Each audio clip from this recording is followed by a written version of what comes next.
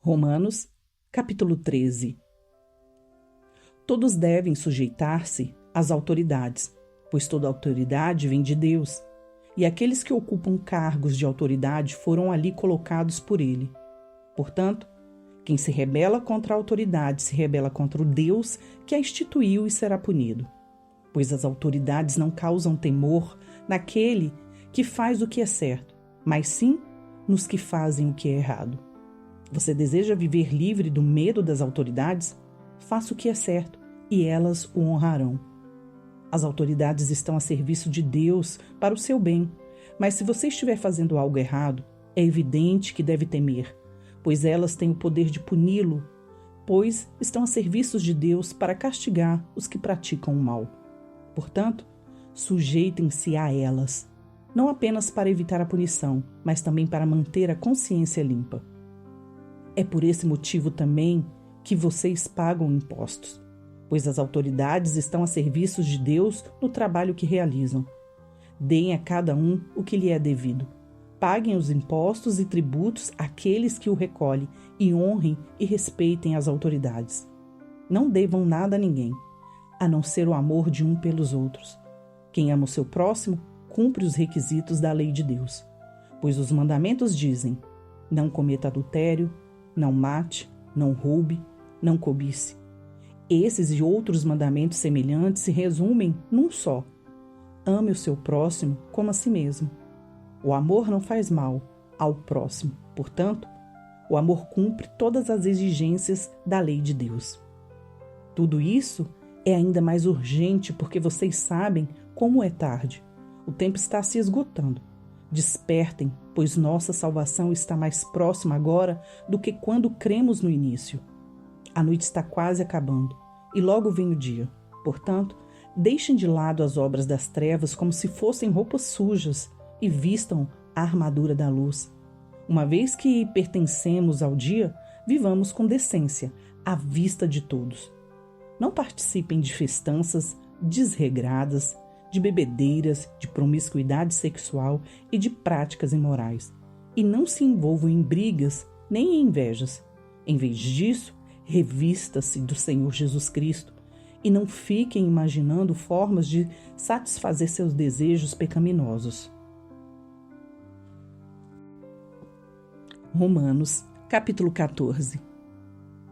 Aceitem os que são fracos na fé e não discutam sobre as opiniões deles acerca do que é certo ou errado. Por exemplo, um irmão crê que não é errado comer qualquer coisa. Outro, porém, que é mais fraco, come somente legumes e verduras. Quem se sente à vontade para comer de tudo não deve desprezar quem não o faz. Quem não come certos alimentos não deve condenar quem o faz, pois Deus os aceitou. Quem são vocês para condenar os servos de outra pessoa? O Senhor deles julgará se estão em pé ou se caíram. E com a ajuda de Deus ficarão em pé e receberão a aprovação dele. Da mesma forma, há quem considerem um dia mais sagrado que outro, enquanto outros acreditam que todos os dias são iguais. Cada um deve estar plenamente convicto do que faz. Quem adora a Deus num dia especial, o faz para honrá-lo. Quem come qualquer tipo de alimento também o faz para honrar o Senhor, uma vez que dá graças a Deus antes de comer. E quem se recusa a comer certos alimentos deseja igualmente agradar ao Senhor e por isso dar graças a Deus. Pois não vivemos nem morremos para nós mesmos. Se vivemos, é para a honra do Senhor. E se morremos, é para honrar o Senhor. Portanto, quer vivamos, quer morramos, pertencemos ao Senhor. Por isso, Cristo morreu e ressuscitou para ser Senhor tanto dos vivos como dos mortos. Então, por que você julga outro irmão? Por que o despreza? Lembre-se de que todos nós compareceremos diante do tribunal de Deus, pois as Escrituras dizem: tão certo como eu vivo, diz o Senhor, todo joelho se dobrará para mim e toda língua declarará lealdade a Deus.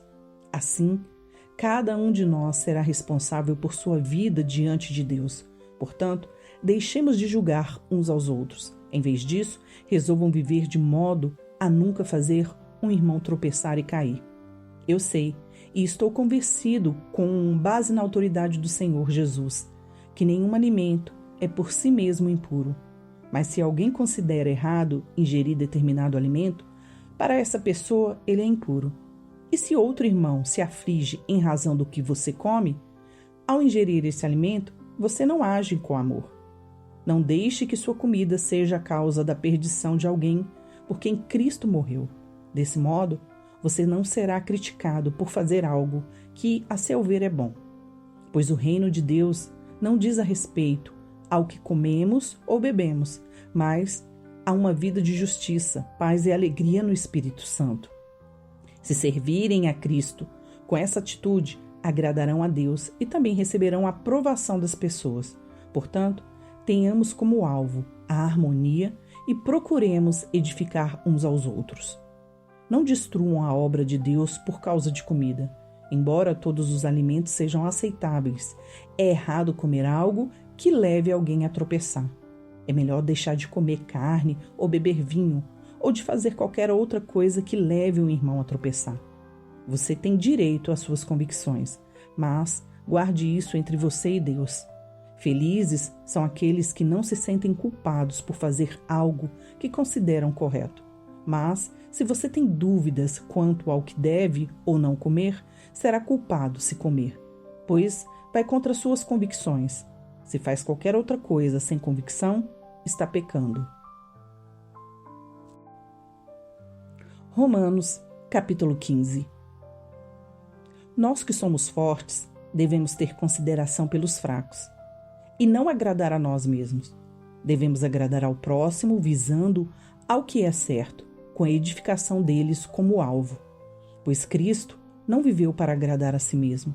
Como dizem as Escrituras, os insultos dos que te insultam caem sobre mim. Essas coisas foram registradas há muito tempo para nos ensinar, e as Escrituras nos dão paciência e ânimo para mantermos a esperança. Que Deus, aquele que concede paciência e ânimo, os ajude a viver em completa harmonia uns com os outros, como convém aos seguidores de Cristo Jesus. Então, todos vocês poderão se unir em uma só voz para louvar e glorificar a Deus, o Pai de nosso Senhor Jesus Cristo. Portanto, aceitem-se uns aos outros como Cristo os aceitou, para que Deus seja glorificado. Lembre-se de que Cristo veio para servir os judeus, a fim de mostrar que Deus é fiel às promessas feitas a seus patriarcas, e também para que os gentios glorifiquem a Deus por suas misericórdias, como dizem as Escrituras. Por isso, eu te louvarei entre os gentios. Sim, cantarei louvores ao teu nome. E dizem também, alegrem-se com o povo dele, ó gentios. E ainda, louvem o Senhor, todos vocês gentios, louvem todos os povos. E em outra parte, o profeta Isaías disse, virá o herdeiro do trono de Davi e reinará sobre os gentios. Nele depositarão sua esperança. Que Deus, a fonte de esperança, os encha inteiramente de alegria e paz, em vista da fé que vocês depositam nele, de modo que vocês transbordem de esperança pelo poder do Espírito Santo. Meus irmãos, estou plenamente convencido de que vocês estão cheios de bondade. Conhecem essas coisas tão bem que podem ensiná-las uns aos outros. Ainda assim, atrevi-me a escrever a vocês sobre alguns desses assuntos, certo de que só precisam de um lembrete, pois pela graça de Deus sou um mensageiro da parte de Cristo Jesus a vocês, os gentios. Anuncio-lhes as boas novas para que se tornem ofertas aceitáveis a Deus, separados pelo Espírito Santo. Tenho motivo, portanto, para me entusiasmar com o que Cristo Jesus tem feito por meio de meu serviço a Deus.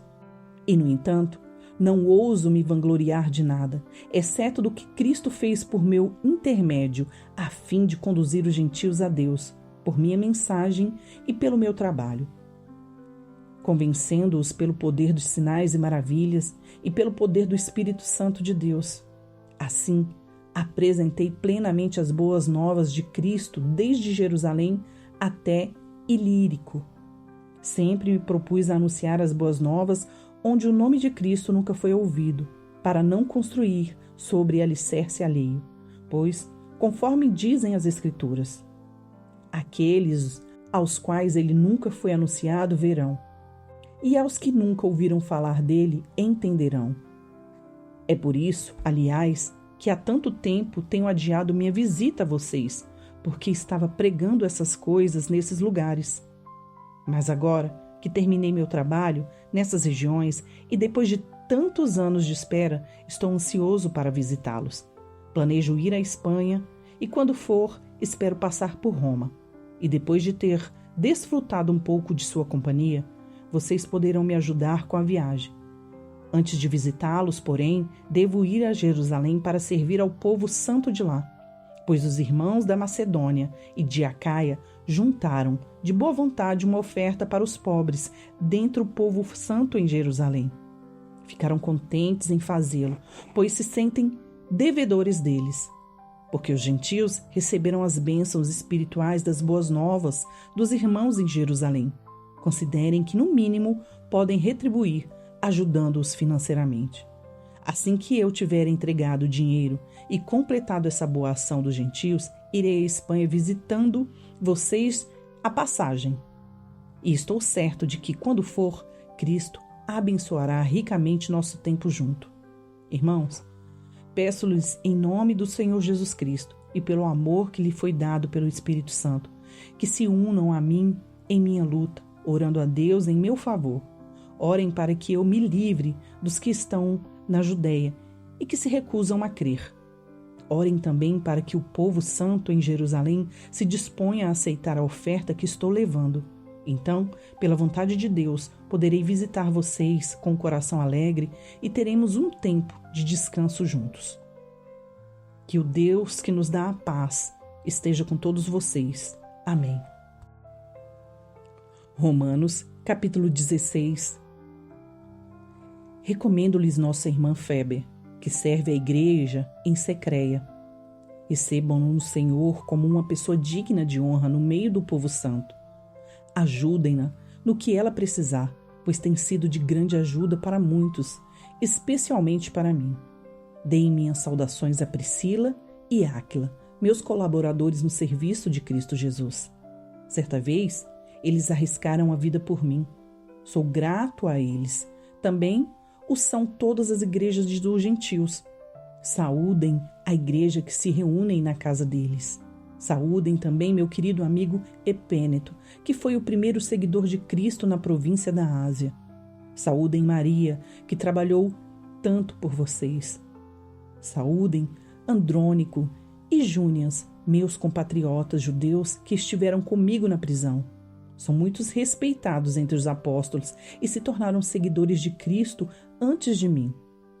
Saúdem Ampliato, meu querido amigo no Senhor. Saúdem Urbano, nosso colaborador em Cristo, e meu querido amigo Eustaques. Saúdem Apeles, um bom homem aprovado por Cristo. Saúdem os que são da casa de Aristóbulo. Saúdem Herodião, meu compatriota judeu. Saúdem os da casa de Narciso, que são do Senhor. Saúdem Trifena e Trifosa, obreiras do Senhor, e a estimada Pérside, que tem trabalhado com dedicação para o Senhor. Saúdem Rufo, a quem o Senhor escolheu, e também sua mãe, que tem sido mãe para mim. Saúdem Ancicrito, Flegonte, Hermes, Patrobas, Hermas e os irmãos que se reúnem com eles.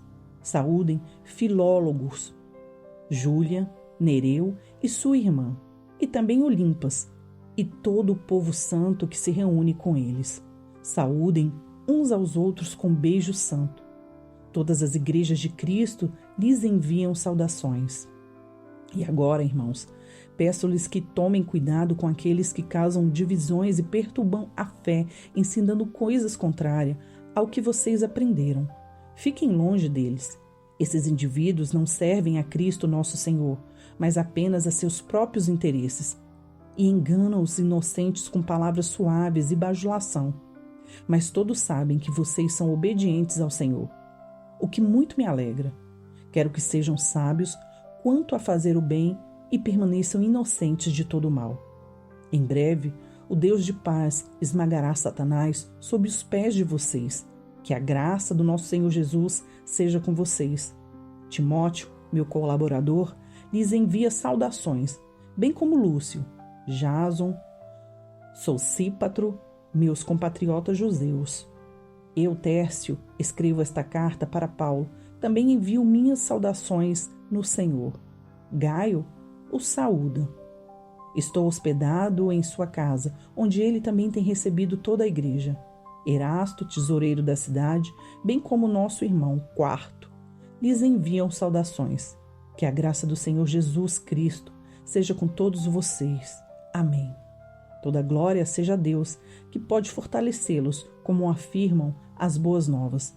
Essa mensagem a respeito de Jesus Cristo revelou seu plano mantido em segredo desde o princípio dos tempos. Mas agora, como os escritos dos profetas predisseram, o Deus eterno ordenou e é anunciada aos gentios de toda parte, a fim de que eles também possam crer nele e lhes obedecer. Toda glória para sempre ao Deus único e sábio, por meio de Jesus Cristo. Amém. Curta, comente e compartilhe.